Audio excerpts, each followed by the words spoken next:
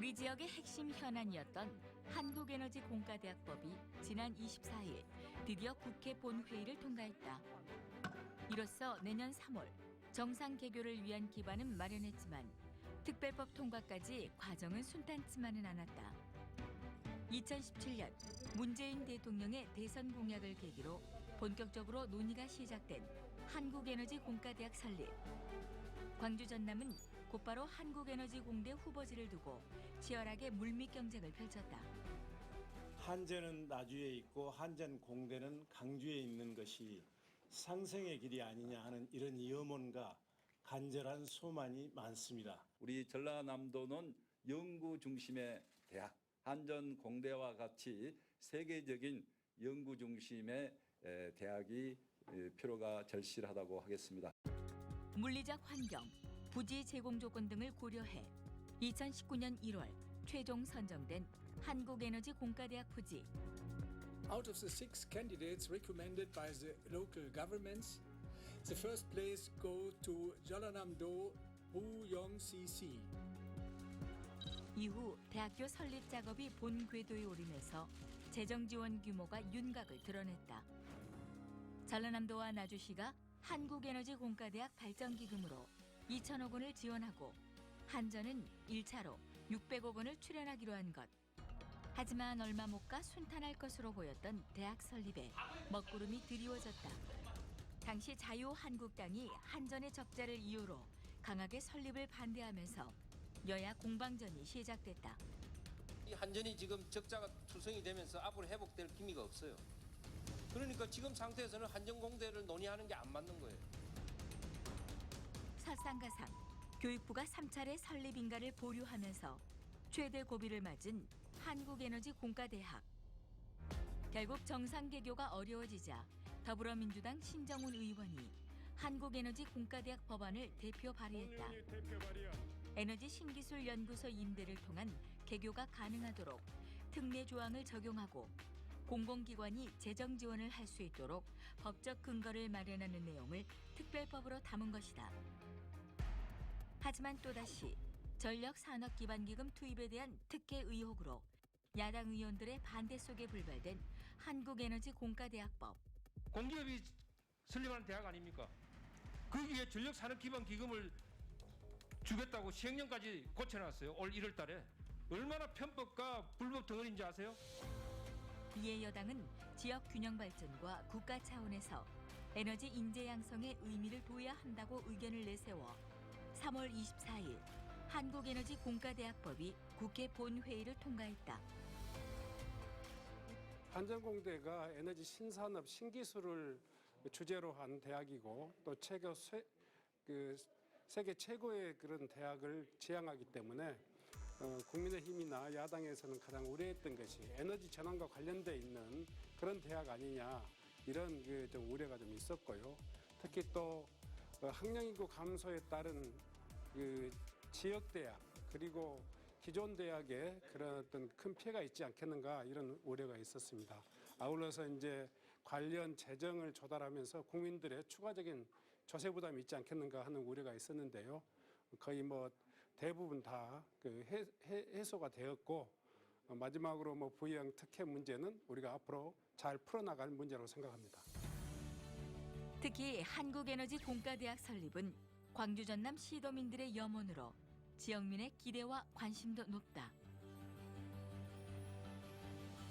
한전이 들어와 있고 여기에 16개 공공기관이 들어와 있고 거기에 뭔가 이렇게 대학이 더해진다면 뭔가 정말 젊은 도시 그다음에 발전적인 도시 그래서 저는 이렇게 나이 먹은 사람으로서 굉장히 희망을 갖고 있어요.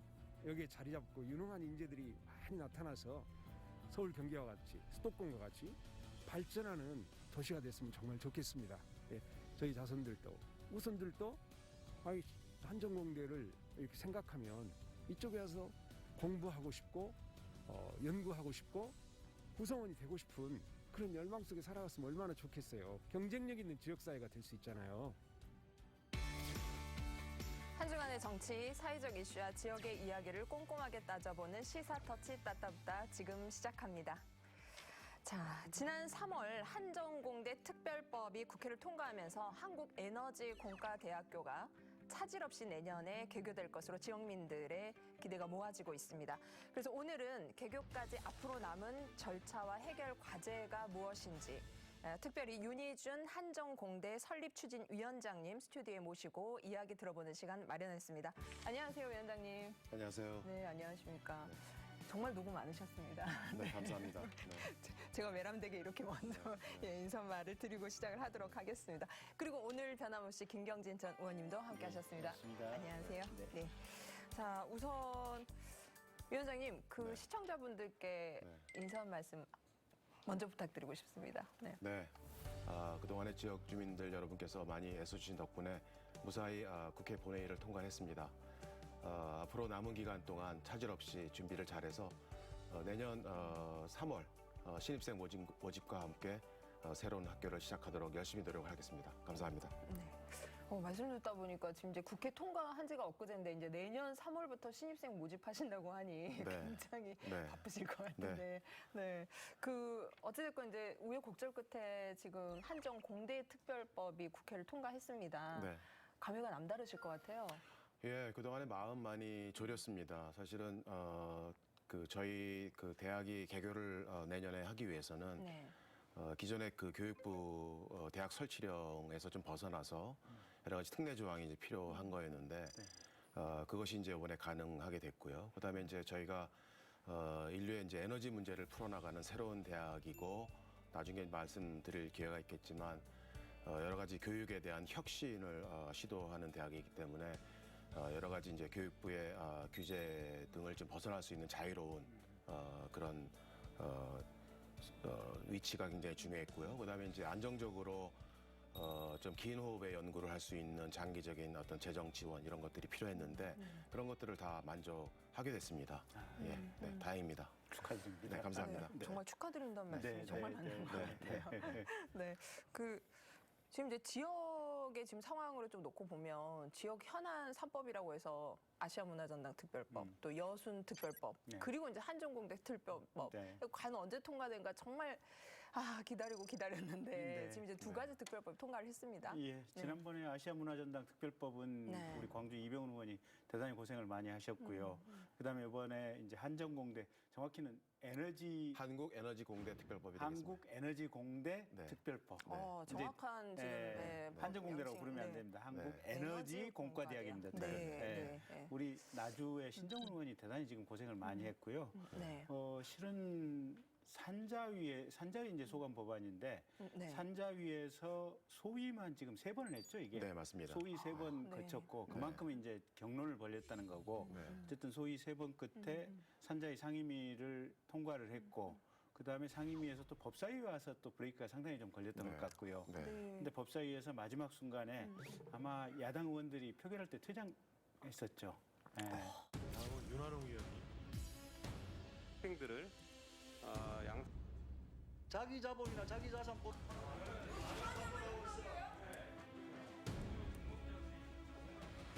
한국에너지공과대학교 법안 기타 부분은 원안대로 의결하고자 하는데 이의 있으십니까? 가결되었음을 선포합니다. 그 정도로 이제 이게 조금 반대가 심했던 사건인데 어쨌든 법사위 통과하고 본회의 가서 지금 이게 168표를 얻었던가요? 네. 168표 얻고 무사히 통과가 돼서 드디어 내년부터 학생들도 모집하고 교수님도 뽑아서 드디어 강의 연구가 시작되게 됐습니다.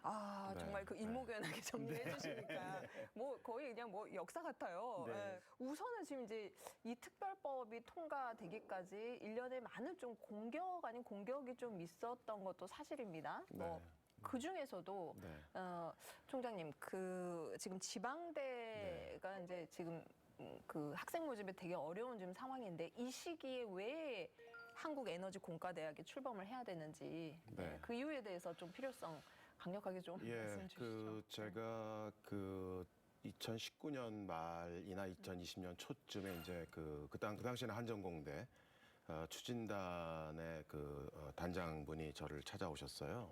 그래서 한전공대라는 새로운 대학을 만든다. 그때 사실은 저는 그 전에 이제 이미 언론에서 뭐 학력 인구가 주는데 대학을 왜 또 만드느냐. 그다음에 그 한전이 계속 적자인데 대학을 만드는 게 가장 이게 맞는 얘기냐. 이런 어떤 부정적인 언론 보도만 계속 접하고 있는 상태였습니다.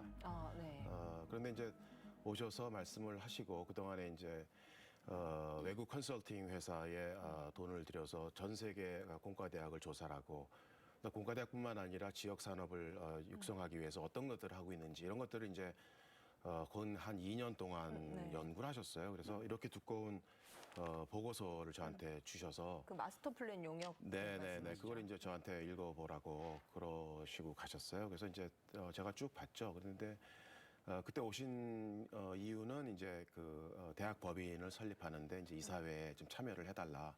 저희 뭐 당연히 제가 이제 서울대학교에 있었는데 대학교 입장에서 제가 도와드릴 수 있는 것들이 많이 있을 거라고 생각을 해서 일단은 뵙고 그다음에 이제 쭉 읽어봤는데 이거는 보통 있는 대학을 하나 더 만드는 게 아닙니다. 보니까 기존에 여러 문제들을 해결할 수 있는 혁신적인 공과대학 하나 만드는 것이고 예를 들면 이런 겁니다. 수많은 그 교육 혁신에 대한 연구를 하는 교육학자들이 이런 얘기를 합니다. 지금 우리나라 대학 교육은 뭐 19세기 강의실에서 20세기의 교수들이 21세기의 학생들을 가르치고 있다. 이게 지금 말도 안 되는 시스템을 계속 하고 있다. 저도 사실은 제가 대학 교육을 받았고 지금 교육을 뭐 28년 하다가 왔지만 그런 얘기를 들으면 좀 자괴감이 빠질 때가 많아요. 왜냐하면 제가 제대로 된 새로운 세대에 맞춘 새로운 신세대들에 맞는 교육을 하고 있느냐. 저도 뭐 강의를 할 때 보면 제가 강의 계획서라는 걸 하나 정해서 이러이러한 강의를 하겠습니다. 라고 한쪽 자리를 만듭니다. 그러면 강의 뭐 제목 정도만 있고 뭐 교수님도 비슷하지 않으세요? 저는 지금 이제 말씀 듣다 보니까 뜨끔하시죠? 정말 와닿고 지금 반성하고 그다음에 있습니다. 이제 거기에 뭐 중간고사 언제, 기말고사 언제 그리고 끝입니다. 그러니까 어떻게 보면 지식의 전달자들이 교수들이죠. 일방적으로 정해진 어떤 그 커리큘럼들을 쭉 교수들마다 다 내놓으면 그 안에서 학생들이 자기가 원하는 거를 막 찾아서 골라서 듣고 졸업하는 그런 시스템이지 학교 차원에서 우리의 인재상은 무엇이냐 우리의 졸업생들 우리의 작품이 졸업생들이잖아요. 우리 졸업생들이 이 변화해 나가는 세상에 나가서 살아남기 위해서는 어떤 역량을 갖춰야 되느냐 그러면 그 역량을 갖추려고 그러면 우리가 어떠한 교육을 시켜야 되느냐 이런 식으로 생각을 하고 아주 어떤 그런 종합적인 사고에 의한 커리큘럼을 우리가 짜질 않았지 않습니까? 그리고 학생들도 교수들이 강의하는 거를 쭉 수동적으로 듣고 이해하고 이론적으로 거의 뭐 실습은 거의 없는 거죠. 그런 상태에서 교육을 받고 나가기 때문에 어떤 문제에 봉착했을 때 그 문제를 풀 수 있는 역량을 갖추지 못하고 나가요. 근데 이제 저희가 조사해 본 바에 의하면 외국의 이제 여러 선진 대학들은 학생들의 역량을 교육하기 위해서 교과목들을 굉장히 다른 식으로 운영을 합니다. 그 교과목 안에 이 교과목의 목표는 뭐냐? 그 안에서 어떤 학생들은 어떤 액티비티를 하게 할 것이냐? 그리고 학생들 주도적으로 어떤 프로젝트를 거기서 할 것이냐? 그리고 그 강의 평가는 어떻게 할 것이냐? 이런 것들을 학생들과 교수들이 서로 이렇게 같이 짜고 그거를 실행을 합니다. 굉장히 좋은 교육법들이 있거든요. 그게 이제 저희가 말하는 교육 혁신인데 이제 그런 것들을 하겠다고 그 용역 보고서 안에 담겨져 있는 거예요. 그래서 야 이런 거는 한번 우리나라에서 한번 해봄직하다. 이런 교육 혁신을 통해서 이 교육 혁신의 어떤 그 정신을 우리나라에 파급할 수도 있겠구나. 뭐 그런 생각도 했고요. 또 한 가지는 이제 그의 교육적인 차원에서 그런 생각이 들었고 또 하나는 이제 교수님 의원님 아시겠지만 전 세계가 이제 탄소 배출 관련돼서 큰 변화가 있지 않습니까? 2050년 되면 우리나라도 탄소 배출을 제로로 하겠다라고 이제 대통령께서도 말씀하시고 우리나라만의 문제가 아닙니다. 전 세계적으로 그렇게 돼 있고 앞으로 우리가 탄소를 많이 배출하는 어떤 제품을 수출하려고 그러면 이제 탄소 국경세라는 거를 물어야 되는 그런 상황이 되잖아요. 근데 그런 것들을 풀 수 있는 방법들을 이제 거기에 하겠다고 쫙 나와 있어요. 그래서 에너지에 관련된 문제 5가지 분야를 선택과 집중으로 하겠다 이렇게 돼 있습니다. 네. 네. 그런 그 5개의 문제는 다 기술로 풀어야 되는 문제입니다. 네. 네. 그리고 그게 기존에 있는 대학의 어떤 한 과의 전공으로 풀 수 있는 게 아니에요. 대학이 굉장히 보수적인 집단입니다. 네. 안 변합니다. 이렇게 와닿는 말씀을 하시는지. 대학의 학과 네. 이게 다 사일러입니다. 다 담벼락입니다. 네. 그래서 에너지공학의 단일 학부의 5개의 어떤 그 트랙을 자유롭게 공부할 수 있게 네. 그리고 학생 중심의 역량을 키워주는 네. 이런 거로 돼 있으니까 이거는 제가 혹하지 않을 수가 없는 거죠. 그러니까 제가 간단히 교수님 말씀, 총장님 말씀 정리해 보면, 네. 그러니까 기후 변화라고 하는 전 지구적인 과제에 대응하기 위해서 네. 이 에너지 관련된 인력을 양성하는 것이 네. 대한민국의 가장 최우선 과제 중에 하나인데 예, 네. 여기에 대해서 정말 새로운 방식으로 새로운 인재를 개발해 만들어낼 수 있는 네. 그런 대학 교육 체계가 필요했고 네. 그걸 하겠다고 하는 비전을 가진 학교가 한국 에너지 공과대학이다. 네, 네. 그래서 네. 이게 네. 지금 어떻게 보면 학령 인구가 줄어들고 대학교는 축소돼가는 추세지만 그럼에도 불구하고 반드시 한국 에너지 공과대학은 설립돼야 되고 네. 이게 개교가 돼서 네. 좋은 인재들을 키워내야 된다. 네, 그 말씀이신 네. 거죠? 예. 그러니까 저희는 인재상이요. 네. 그러니까 에너지 관련된 문제를 해결할 수 있는 연구 역량이 있는 연구자들. 그다음에 저는 공과대학이지 않습니까? 그러니까 공과대학이라는 대학은 사실은 기술을 개발하고 그거를 산업화해서 국부 창출에 기여하는 게 공과대학입니다. 네. 그러니까 저희 인재는 그런 연구를 실제로 지적재산권이 나오고 창의적인 연구가 있어야지 이제 이게 재산이 되는 거잖아요. 네. 그런 연구를 할 수 있는 연구 역량이 있는 연구자. 그다음에 그 연구 결과를 이용해서 창업을 하고 기술 이전하고 국부를 창출할 수 있는 네. 그런 네. 창업가. 네. 그 둘을 길러내겠다라는 게 굉장히 차별화되어 있는 거죠. 네.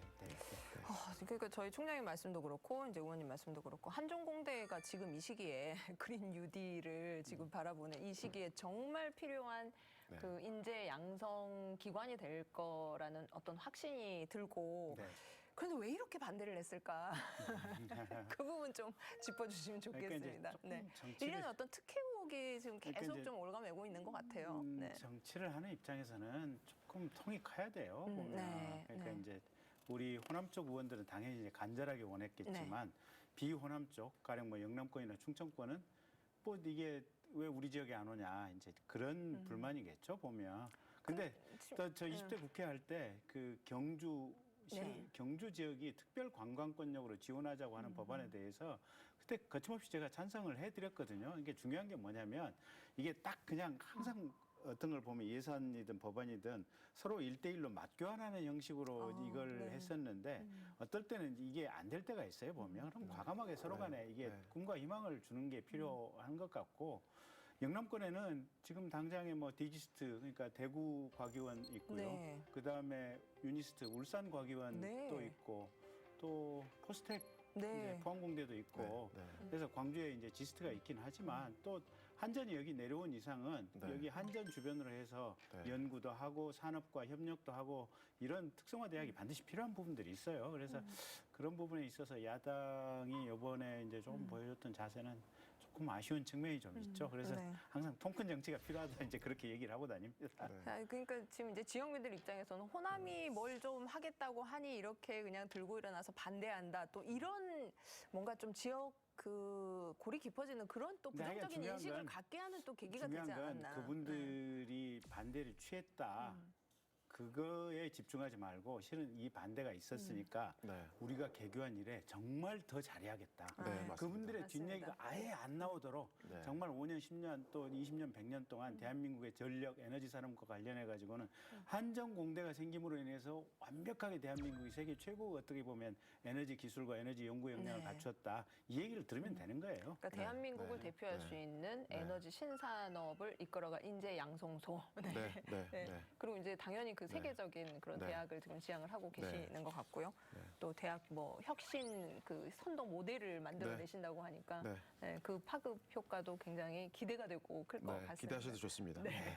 오늘 총장님 정말 그 힘있게 이렇게 네. 강력하게 말씀하신 거 보니까 그 각오가 좀 크실 것 같다는 생각이 드는데, 자, 그 한 가지만 좀 더 짚고 넘어가도록 하겠습니다. 지금 이제 그 부지를 결정하는 데 있어서 광주와 전남이 이제 좀 경쟁을 했죠.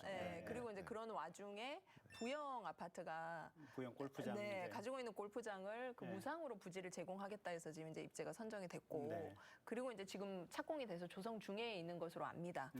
근데 이 지금 그 남은 자녀 부지 아파트를 짓겠다라고 해서 특혜 의혹이 지금 불거지고 있어요. 그러니까 지역에 이제 시민단체라든지 이런 데서 너무 지금 전남도하고 부영건설하고 이제 유착돼 있는 것이 아니냐. 그리고 한전공대 짓고 나서 남은 지금 이 골프장 부지 같은 경우는 이게 자연 녹지에서 사실은 이제 개발 가능한 이제 토지로 형질이 이제 용도가 변경이 되니까 그러면 부영에 너무 특혜를 주는 것이 아니냐. 이제 그런 비판들을 많이 하고 있는데, 저는 큰 틀에서 봐서 이건 김영묵 지사가 대단히 잘했다고 봐요. 이 골프장이 부지로 제공이 안 됐다면 사실은 이 부지를 제대로 찾지 못해가지고 어쩌면 문재인 정부 말기까지 갔으면 이게 이 한전공대 추진이 에너지공대 추진이 불가능한 상황으로 갈 수도 있었다라고 보고, 저는 적절한 시기에 부영과 그다음에 전라남도가 결단을 내려준 거에 대해서 두 기구, 한 회사와 한 기관에 대해서 대단히 감사하다라는 말씀을 드리고 싶고요.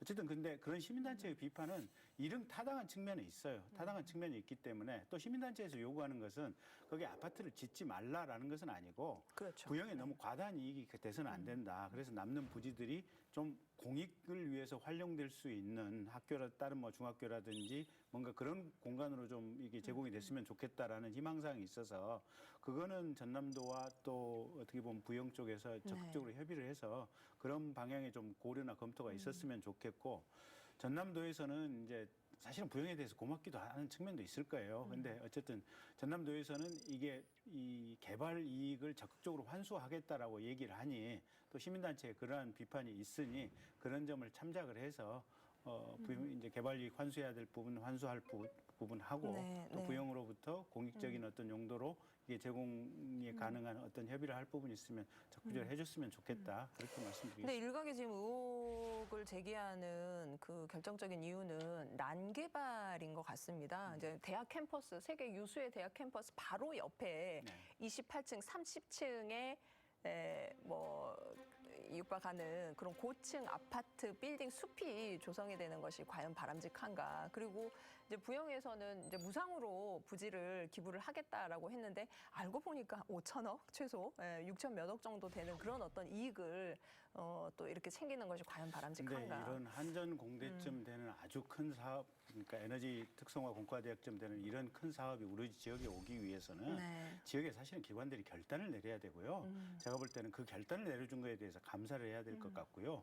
두 번째는 고층 아파트 빌딩 숲이 들어선다고 하는데, 광주나 나주에 지금 인구가 감소하고 있는 이런 상황 속에서 저는 오히려 고층 아파트 빌딩 숲이 들어선다고 하는 것은 우리 지역에 희망이 있다는 거예요. 보면 그만큼 사람이 몰려오고 그만큼 주택에 대한 수요가 있다는 거 아니겠습니까?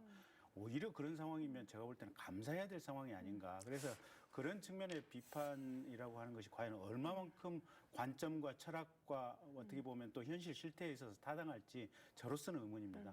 저는 어쨌든 김영묵 지사가 그 점에 대해서는 대단히 결단을 잘 했고, 약간의 비판은 있겠지만 이런 비판을 감수하고라도 저는 밀고 나가준 것에 대해서 지역민의 한 사람으로서 감사드리고 싶습니다. 네, 어찌됐건 대학도 지역사회에 함께 나가는 것이기 때문에 혁신도시가 좀 지속 가능하고 좀 잘 발달된 도시로 나갈 수 있게끔 도시계획이 또 만들어지고 정립이 되면 좋겠습니다. 네. 그렇다면 지금 총장님, 지금 이제 한전공대 설립을 위한 지금 특별법이 제정이 되었는데, 지금 이 법에서 지금 다루고 있는 주요한 뭐 지원책이라든지 또 행정적인 특징이 무엇인지 좀 궁금하거든요. 그러니까 지금까지 좀 걸림돌이 됐던 것들을 또 일말에 해소시킬 수 있는 법안일 것 같다는 생각이 듭니다. 아까도 말씀드렸지만 그 특례 조항이 있어서 그 교육부에 의한 대학 설립 인가 조건을 좀 완화시켰고요.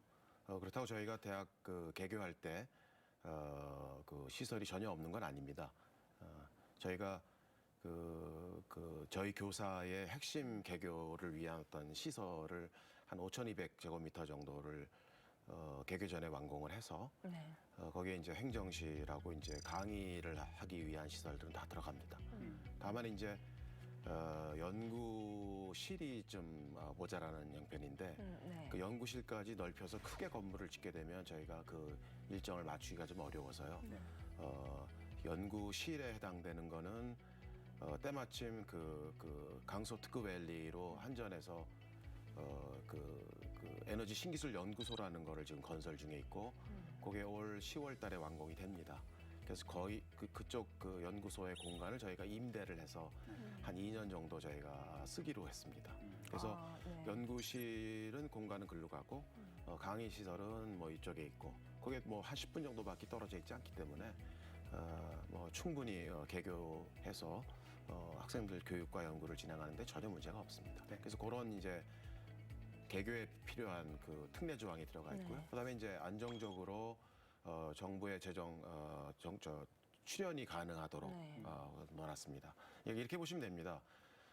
카이스트를 비롯한 과기 특성화 대학들이 각각 카이스트 특별법이 있어서 과기정통부에서 정부 출연금을 받을 수 있듯이 저희는 이제 에너지를 특화를 한 대학이기 때문에 산업부의 카이스트다 이렇게 보시면 되겠습니다.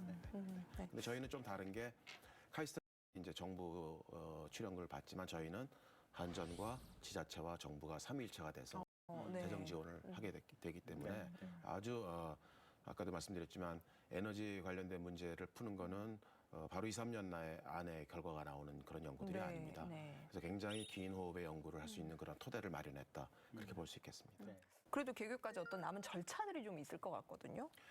예, 뭐 지금 특별법이 통과됐으니까 바로 이제 시행령이 통과돼야 되고요. 근데 오늘 오전에도 산업부랑 회의를 하고 왔는데요. 5월 초에 그 시행령을 통과하는 거로 일정을 지금 잡아서 산업부에서도 열심히 도와주고 계시고요. 그다음에 이제 지금까지는 저희가 교육부에 의한 사립학교 법인이었는데 이제 지위가 달라지지 않습니까? 그래서 이제 법인 설립을 별도로 새로 해야 됩니다. 그럼 정관도 다시 만들어야 되고 이사회도 다시 구성을 해야 되고 그다음에 이제 저희가 특별법에 의한 대학이라 하더라도 교육부의 대학 심의 절차가 있습니다. 그거 통과할 것이고요. 그다음에 뭐 그렇게 되면 이제 다 거의 법적인 절차는 끝난다고 볼 수 있습니다. 광주 전남 공동 혁신도시에 세워지게 될 한국에너지공과대학교는 과연 어떤 모습일까? 전 세계에서 가장 혁신적인 대학으로 불리는 미국의 올린 공과대학. 학생 수 380여 명의 소규모 대학으로 차별화된 현장 중심의 교육을 진행해 설립 20년 만에 세계적 반열에 오른 곳이다. 바로 이 대학처럼 실용적 학풍을 갖춰 세계 유일의 에너지 특화 대학이 되겠다는 게 한국에너지공과대학교의 비전이다. 위치는 나주 송림제 인근으로 총 120만 제곱미터 규모의 학계와 산학계가 협력할 수 있는 에너지 생태계가 구축되며 학생 대비 교수 비율은 10대 1로 학생 1000명, 교수 100명의 소수 정예대학으로 운영된다. 다만 개교 첫 해인 2022학년도에는 350명의 학생을 모집하며 2023년 700명, 2025년 1000명으로 단계적으로 선발 인원을 늘릴 예정이다. 교육 방향에는 크게 세 가지 특징이 있다. 인재 양성에 대학 역량을 집중하기 위해 학과 없이 에너지 공학 단일 학부로만 구성하며 산학연 클러스터와 연구시설의 실전형 프로젝트를 기반으로 학생 스스로 문제를 해결해 나가는 수업 방식이 적용된다. 또한 생활과 학업이 결합될 수 있도록 명문대학의 교육 모델인 기숙형 학습 공동체를 도입해 운영한다. 한 공간에서 연구, 교육, 창업을 경험하며 시장 진출을 지원하는 한국에너지공과대학교. 기존 대학의 경직된 교육 체계와 연구 문화를 벗어나 새롭고 혁신적인 대학을 꿈꾸고 있다. 자, 지금 이제 말씀 중에 계속 지금 한국에너지공과대학이 어떤 방향성을 가지고 어떤 인력을 양성을 하고 또 우리 대한민국 지역사회에 기여를 할 건가 말씀 주셨는데 네. 제가 좀 직설적으로 좀 여쭙겠습니다. 네. 한국에너지공과대학이란 무슨 대학입니까? 예, 아까도 잠깐 말씀드렸지만 네. 지금 온 세계가 에너지 관련된 대전환의 시대입니다. 우리가 그동안에 손쉽게 써왔던 화석연료를 기반으로 한 에너지 생산은 이제 더 이상 어려운 네. 상황이 되고 있고요.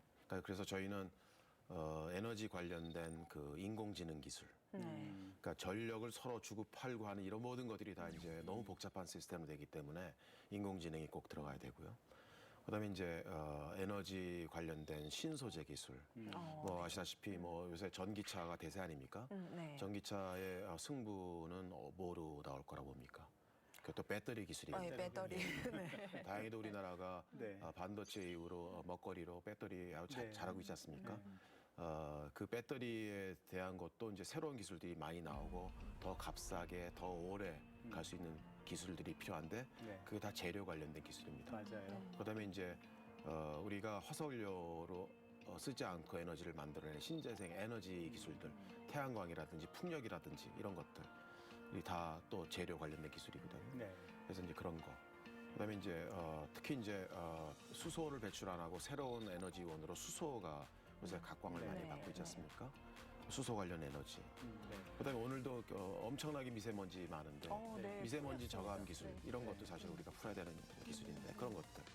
그다음에 이제 에너지를 서로 주고 팔고 하는 그런 그리드 기술. 네. 그리드. 이제 이런 것들을 저희는 집중적으로 하겠다라는 겁니다. 그러니까 지금 말씀하신 게 그 약간 전공인 것도 에너지 AI, 에너지 신소재. 아니요. 또 전공이라고 하면은 그것도 이제 사실은 학과 같은 냄새가 좀 나서 네. 저희는 전공이란 말을 안 쓰고 네. 뭐 외국 외래어지만 트랙이라고 그냥 트랙. 부르기로 네. 했습니다. 그러니까 저는 너무 익숙하게 전공이라는 말을 이렇게 툭 튀어나오게 쓰는데 트랙으로 그러니까 말씀하신 그 5개 트랙이 지금 이제 주요한 트랙이신 거죠. 그리고 그 안에서 학생들이 마음 놓고 뭐 2개, 3개 이상의 트랙을 다 자유롭게 들을 수 있고. 네. 자, 그리고 이제 총장님, 네. 이제 대학이 설립이 되면 이제 학생이 이 안에서 이제 정말 배우고 또 성장해서 나가는 것이 핵심인데 네. 학생 모집과 관련된 네. 전형 계획은 또 어떻게 갖고 계신지 궁금합니다. 저희는 작지만 강한 대학을 지향을 합니다. 그래서 학부생은 1학년 100명씩 400명이고요. 그래서 어떻게 뽑을 거냐? 저희는 수시로 100명을 뽑을 예정입니다. 수시 전형. 학생부 종합 전형으로 뽑을 거고요. 그리고 저희가 이제 면접을 2단계로 해서 일반 면접이 한 번 있고 그다음에 이제 창의성 면접이라고 해서 네. 진짜 일반 면접일 경우에는 학생부를 기본으로 해서 학생들이 고교 수업을 어떻게 받았는지 이런 것들을 이제 저희가 여쭤볼 거고 그다음에 창의성 면접에서는 이 학생이 진짜 에너지 문제를 다룰 수 있는 잠재적인 역량이 있냐, 과학적인 수학적인 역량이 있냐. 그다음에 저희가 이제 또 창업을 하는 인재를 저희가 뽑을 거니까 이 학생이 진짜 기업가로 성장할 수 있는 그런 역량이 있느냐 이런 것들을 이제 보는 그런 면접을 준비하고 있습니다. 대개는 수능을 치르고 나서 수능 최저 등급이 적용이 되면서 또 한 번 우수한 인재를 선발을 하는데 뭐 1년에 그런 절차는 없습니까? 네, 저희는 그 수능 최저 수능 최저 제한 그거를 두지 않기로 했습니다. 그게 이제 어떤 최저 학력 그 제한을 딱 두게 되면 예를 들어서 과학은 굉장히 잘하는 학생인데 뭐 수학에서 그 등급을 못 맞춰서 못 들어온다든지 이런 것들을 많이 봐서 저희는 그런 거보다는 종합적으로 그 학생이 갖고 있는 장점을 이제 높게 보기 위해서 최저 학력 제한을 없애는 거로 지금 안이 돼 있고요. 그다음에 저희는 이제 그런 기회 균형이라고 정원 외로 10명 내외 학생들을 뽑을 예정입니다. 뭐 기초 생활 수급자라든지 차상계층이라든지 그다음에 뭐 등등 저희가 뽑을 생각입니다. 선생님 좀 조심스러운 질문인데요. 그 이제 앞서서 이 한전공대를 운영을 하는데 재원이 이제 정부 보조도 있고 또 네. 한전에서도 또 지원하지만 지자체가 지금 한 10년간 2천억 원 정도를 투입을 네. 할 계획으로 있는 것으로 아는데 네. 그렇다면 좀 그에 상응하는 네. 좀 지역 인재 전형이나 네. 지역 그 특례 입학 이런 제도는 지금 어떻게 고민하고 계시는지 굉장히 저희가 궁금하거든요. 고민을 했고요. 네. 저희가 이제 조사를 해본 결과는 과기 특성화 대학들은 그 지역 인재 전형을 하지 않습니다. 다만 유니스트가 울산과기원이 울산시와 울주군에서 재정 지원을 받는 게 있어서 작년에 25명이 있었고 올해 65명 그 지역 인재 전형이라는 게 있었는데 저희는 그 여러 가지 상황을 다 감안을 해서 지역 인재를 기를 수 있는 그런 방안들을 고민을 하고 있습니다. 네. 다만 저희가 그 법안 소위 심의 과정에서 저희가 그 지역 인재 전형을 2020년 3월에는 하지 않는 거로 약속을 했습니다. 네. 예. 근데 저는 지역 인재 전형을 하지 않아도 지역 인재 전형에 해당되는 그 퍼센티지 정도는 충분히 지역 인재들을 발굴해서 저희가 선발할 수 있을 거라고 생각을 합니다. 그리고 제가 이렇게 보니까 지스트 경우도 마찬가지인데 사실은 굉장히 우수한 자원들이 우리 지역에 공부하러 와요. 근데 졸업을 하고 나서 지스트 졸업생들이 얼마만큼 우리 광주 전남에 정착을 할까? 사실은 뿌리 내리는 숫자가 정말 적어요. 네, 총장님. 네, 그래서 한전공대도 지금 우리가 당장 이만큼 우리 지역 고등학교를 졸업한 애들을 얼마만큼 뽑아주느냐 여기에 관심이 있지만 실은 정말 우리 지역이 관심을 가져야 될 것은 에너지 특성화 대학을 졸업을 하고 나서 우리 지역에 얼마만큼 뿌리 내리고 여기서 연구하고 여기서 생활하고 여기서 사업을 만들고 여기서 스타트업을 키워가는 이게 얼마나 될 것이냐. 사실은 우리가 거기에 더 관심을 가져야 돼. 우리 지역에 있으면 우리나라 사람이에요. 우리나라 애들도 미국에 조기 유학 보내가지고 미국 시카고에서 아니면 미국 실리콘밸리 가서 연구를 하면 사실은 더 이상 대한민국 애가 아니에요. 그냥 미국의 애예요 보면. 그것처럼 여기 와 있는 애들 여기 얼마나 정착시켜서 우리 지역에서 제대로 된 일을 역할을 할 수 있도록 하느냐. 제가 볼 땐 거기에 관심을 조금 더 갖는 게 좋은 것 같아요. 의원님 말씀하신 게 제가 부연 설명을 좀 드리면요. 우리나라의 많은 대학들이 대학이 먼저 생기고 나중에 이제 산학협력이라는 어떤 얘기들이 나와서 이제 그 산학협력 쪽으로 조금 많은 노력을 하고 있죠. 그런데 대학이라는 데가 산학협력이 중요하다고 생각은 하지만 산학협력이 굉장히 쉽지가 않습니다. 왜냐하면 이 대학이라는 게 관성이 있어서 뭐 종합대학만 하더라도 공과대학만 있는 거 아니지 않습니까? 공과대학 교수들이 창업하고 뭐 이런 여러 가지 일을 하는 거를 굉장히 배관시하는 그 다른 교수님들이 많으세요. 실제로는 공과대학 교수님들 내에서도 창업, 기술이전 이런 것들을 이상하게 보는 분들도 많이 있습니다. 선비들이 웬 장사냐 뭐 이런 생각이죠.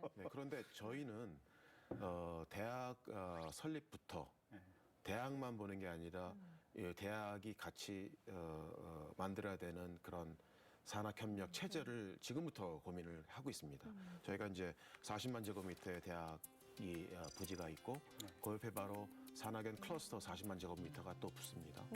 그다음에 또 옆에 40만 제곱미터의 국가 대형 연구시설이 붙습니다. 이거 어마어마한 겁니다. 그래서 여기서 나온 좋은 기술을 갖고 창업하는 사람들이 창업을 한다? 그것만 갖고 부족합니다. 왜냐하면 실제 이 기업이 육성되기 위해서는 돈이 굉장히 중요합니다. 그래서 저희는 지금 나주시와 이 산학연 클러스터를 어떻게 지금 우리가 만들 건지에 대한 지금 TF를 만들어서 얘기를 하고 있는데 저 아직 뭐 합의된 얘기는 아니지만 제가 선진 외국 대학들 뭐 미국이나 이스라엘이나 뭐 이런 여러 선진 대학들이 하고 있는 시스템을 보면 대학이 그 옆에 큰 산학연 클러스터를 만들고 그거를 SPC를 특수목적법인을 만들어서 대학과 관련된 기업들이 같이 투자를 해서 이 큰 SPC의 어떤 자본을 갖고 부동산 개발도 하고 거기에 들어온 스타트업들 투자도 들어가고 이게 이제 돌아가기 시작합니다. 생태계를 만드는 거죠, 네네네. 산업생태계를. 창업 생태계를 만드는 거죠. 제가 사실은 이제 그 서울대학교 산학협력단장하고 연구처장을 했는데 네. 그래서 이제 그 저희 산학협력단 밑에 기술 지주 회사가 있어요. 네, 서울대 기술 네. 지주 회사. 그래서 이제 그 VC 벤처 캐피탈들하고 얘기를 많이 네. 했는데 제가 이제 나중에 이쪽으로 온다고 그래서 여쭤봤어요.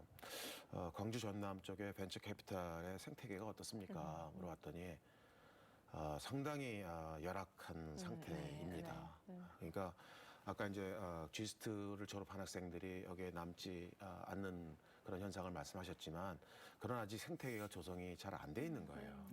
그래서 그런 것들을 잘 조성을 하면 저희 대학뿐만 아니라 G스트, 광주, 전남 전체 오히려 그 저희 대학의 기술이 아니고 다른 대학에 있는 기술을 여기 와서 창업하겠다. 이런 사람들도 나올 거라고 저는 봅니다. 다행히 조건이 좋은 게 한전 본사가 있으니까 바로 그 옆에 있고 한전 본사와 관련해가지고 여러 가지 협업을 할 수 있는 틀들이 있고 맞습니다. 거기다가 또 이 에너지 특성화 대학이 같이 있다 보니까 그 모든 조건은 사실은 기본적인 조건은 일차적으로 갖춰지는 거예요 보면 그래서 희망이 있어요 보면. 그런데 지금 이제 광주 상황 조금 제가 그 이제 예시로 들어보고 싶은데 광주에서도 AI 인공지능 사관학교라고 해서 인력 양성을 뭐 최근에 좀 했습니다. 근데 이제 이 우수한 인력들이 다 교육을 시켜놓으니 산업 생태계가 아직은 조성이 안 돼서 그런지 몰라도 서울로 지금 다 떠났거든요. 그래서 이제 아무래도 지역 출신으로 애향심이 있고 또 지역 실정을 잘하는 인재들이 한전공대로 들어가면 좀 그 털을 잡고 여기에서 머무르면서 뭐 산업적으로 지역적으로 기여를 할 수 있는 그런 확률이 더 높아지지 않을까 그런 측면에서 한전도 지금 지역 인재 채용이 30%가 있어요. 30%가 있어가지고 한전이 매년 한 1,000명 정도 신입사원을 채용을 하는데 사실은 그 중에 30%가 우리 지역의 전남대학교나 지스트나 아니면 조선대학교 여기 나온 학생들이 들어가는데 이 30%라고 하는 것이 어마어마한 비율이에요. 저는 그래서 실은 20대 국회의원 할 때부터 야 이거 잘해야겠다. 지역 채용 이제 30% 1,000명에 300명이라고 하는 게 30%가 적다고 생각할 수도 있지만 이게 10년이 지나면 한전 안에서 3,000명이 되는 거예요. 20년이 지나면 한전의 주력 인재군이 우리 광주 전남에 있는 전기 관련 대체로 전기 관련이겠죠. 학과를 졸업한 학생들이 한전의 주력 인재가 되는 거예요. 그러면 대한민국의 전력 산업과 에너지 산업의 주력은 사실은 이 지역이 다 차지하고 가는 거예요. 선도할 수밖에 없어요. 선도해서 가는 건데 여기서 그러면 저는 그때 정말 걱정했던 게 우리가 우수한 인재 정말 제대로 된 인재를 키워내지 못하면 이게 대한민국의 전력 산업의 경우에 따라서는 이게 우리 지역이 책임지고 가는 건데 위태해질 수도 있는 거예요. 근데 그 딱 상황 속에서 에너지의 특성화 공과대학이 신정훈 의원 노력으로 해가지고 딱 정확히 들어온 거예요. 저는 정말 묵은 채찍이 뻥 하고 뚫리는 것처럼 안도감을 내시게 됐어요. 정말 아니 한 국가의 에너지 정책을 한 지역에서 책임지고 있다는 것은 이건 어마어마한 일이에요, 실제로. 아무쪼록 선순환이 창출될 수 있도록 더 애써 주시기를 정말 외람되지만 부탁의 말씀 올리면서 총장님 그 교수진 구성 채용은 또 어떻게 진행이 되고 있는지 좀 짧게 말씀 부탁드립니다. 지금 어제 날짜로 17분이 오시기로 결정이 됐습니다. 이미. 그리고 올해까지 누적 33명을 뽑는 거로 돼 있고 내년 3월까지 50명을 이제 뽑는 거로 되어 있는데 전혀 걱정 없습니다. 특별법 통과되면 아마 문전성시가 될 것 같고요. 그다음에 이제 저희가 아까 5개의 그 중요한 분야를 말씀드렸는데 그 분야 하나하나마다 이제 연구소를 하나씩 만들 겁니다. 그래서 연구소 소장급 석학 교수님들을 저희가 섭외를 했는데 5개 연구소 중에 4분의 연구소장님 석학 교수님을 저희가 이미 모셨습니다. 모셨고 그다음에 대학을 같이 운영해 주실 교학부총장님, 연구부총장님도 지금 이미 모셨고요.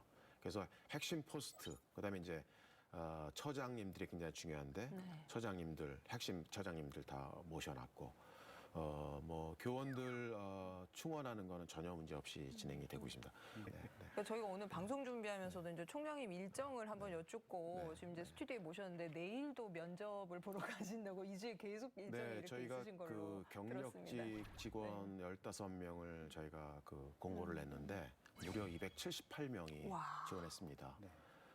특별법 통과되기 전입니다. 네. 예. 그래서 1차 서류 전형으로 출연했고 내일 모레 그 3일을 제가 그냥 풀로 면접을 봅니다. 네. 네. 그만큼 저희가 우수 직원 뽑는 거에 굉장히 신경을 쓰고 있다 이렇게 말씀드릴 수 있습니다. 그 말씀 중에 지금 이제 5개 분야별로 연구소가 설립이 되고 네. 또 거기에 이제 석학 교수님을 모시겠다고 말씀 주셨는데 최근에 네. 그 대형 국가 연구 시설 유치로 초강력 레이저 센터 유치에 이렇게 뛰어든 것으로 압니다만 그것은 지금 네. 한국에너지공과대학과 함께 움직이는 그런 일련의 프로젝트입니까? 아니면 지자체 뭐 이렇게 나름대로 지금 움직이는 같이 가는 겁니까? 겁니다. 아, 네. 지난번에 이제 방사능 가속기 유치를 네. 시도했다가 네. 실패를 했는데요. 네. 그다음에 이제 그러면 어떤 것들을 저희가 해야 되는지를 많이 고민했는데 저희가 방사능 가속기를 지금 시점에 하나 더 우리나라가 구축하는 거는 시적절하지 않다고 판단을 해서 그러면 이제 대안으로 뭐가 중요할 것인지를 이제 고민을 했는데 일단은 이제 전남도하고 저희가 고민을 했습니다. 네. 그래서 일단은 여러 가지 후보 중에 초강력 레이저 센터를 한번 유치를 해보자. 그것이 이제 여러 가지 기초과학적으로도 유용하게 쓸 수 있고 산업적으로 유용하게 쓸 수도 있습니다. 그래서 전남도하고 저희 대학이 돈을 같이 모아서 지금 네. 용역을 지금 내서 과제를 이제 준 상태고요. 한 6개월 정도의 이제 그 용역 보고서가 나오면 이제 그거 타당성을 좀 보고 그것이 진짜 우리가 필요하다고 생각이 되면 이제 대형 과제로 한번 추진을 해볼까 합니다.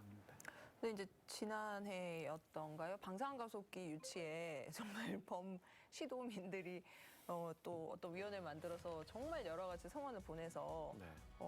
유치 활동에 정말 박차를 가했었는데 이제 또 좀 갑작스럽게 초강력 레이저 센터로 이렇게 전환이 되어서 네. 그러니까 아마 네. 다음번 네. 방사능 가속기가 하나쯤은 더 필요할 수도 있는데 최소한 지금 이제 청주에 들어서고 있는 게 완공이 네. 되고 나서 그게 어느 정도 사용 수요가 이제 포화가 된 상태에서 이제 아마 이제 새로운 이제 방사능 가속기 네, 건설이 네. 시작이 되니까 대략 예측하는 건 한 10년 정도 후 정도 바라봐야 될 거예요. 그래서 그 사이에 이제 우리 지역에서도 기초 역량을 추가로 이제 더 이렇게 업그레이드하기 위한 뭔가 연구 과제가 필요하고 필요하니까. 그러다 보니까 지금 레이저 아마 선택을 하신 것 네. 같고요. 그건 이제 전남도하고 학교에서 이제 알아서 잘 선택을 하실 문제인데 작년에 이제 방사능 가속기 때 보니까 어쨌든 길게 보고 맞습니다. 정말 준비를 좀 철저하게 맞습니다. 잘해야지 네. 이게 중요한 거를 무슨 우리 지역 주민들 탄원서 받고 그냥 이제 플랜카드 들고 맞습니다. 국회에 간다 그래서 되는 문제 아니에요. 너무 보면. 안타까웠습니다. 그래서 지역민들은 찐이 빠질 대로 빠지고 네, 준비는 좀 소홀했던 것 같고 결과는 뭐 예견되었고 제가 네. 보기에는 그게 중요한 것은 우리의 역량이지 그걸 정치적이나 네. 그게 사람들 어떻게 보면 마이크 잡고 맞습니다. 세명부하는 그걸로 해결은 안 되는 부분. 전적으로 동의합니다. 네. 마지막 질문이 될 것 같은데요. 네. 앞으로 이제 그 초대 총장으로서 한국에너지공과대학을 이끌어 가셔야 되는데 좀 어깨가 무거우실 것 같습니다. 좀 각오와 그리고 계획에 대해서 한 말씀 부탁드립니다. 네, 어깨가 무겁고요. 네. 뭐 이게 국가적인 사업이 됐고 이 뭐 국민의 세금이 들어가는 사업이고 지역민의 열망이 다 들어가 있는 사업이지 않습니까?